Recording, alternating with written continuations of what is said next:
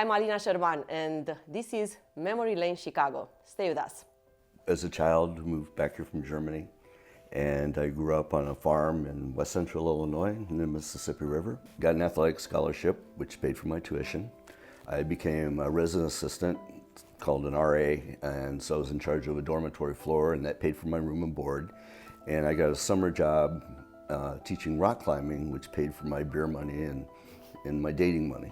Started picking up mountaineering, mountaineering is a sum of different skills, and there's no skill that's mountaineering. So you have to be a rock climber, you have to know and understand how to climb. You have to be able to ice climb with crampons and ice axes. Be able to spend time outside in extreme temperatures, which could be as cold as minus 40 or 50 degrees, depending on the mountain. I went to Mount Rainier in the 1st of March, which is definitely still the dead of winter.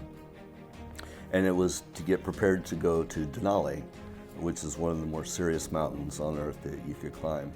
It may not be as tall as Mount Everest, for example, but it is far more difficult and far more dangerous to climb than, say, Mount Everest, as many mountains are. So in this 8 days, we practiced and learned all these skills that I would need, digging a snow cave, for example, and sleeping in a snow cave. It's much smaller than you might think. Because on a little shelf, say 30 inches wide, you can sleep 2 people on that.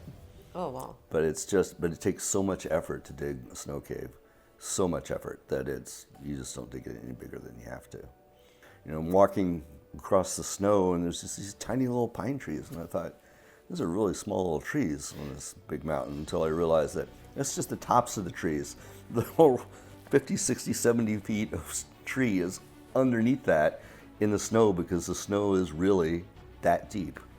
The higher in altitude you go, the less oxygen there is, so that means there's also less oxygen in your blood, and your body can't produce much body heat either. And so, just staying warm can be a challenge. In fact, on a mountain, a high altitude trip, you're actually never warm. You're just always cold to the bone, and that's just the way it is. And probably burn 5,000, 6,000, 7,000 calories a day, and that's not even with climbing. That's just your body trying to up its metabolism, everything it can to keep your body warm enough. Most people who are serious mountaineers convert to a more fat-based diet before they go on a trip. So that way you can pull your fat stores easily, and your body gets used to just using its fat stores for energy.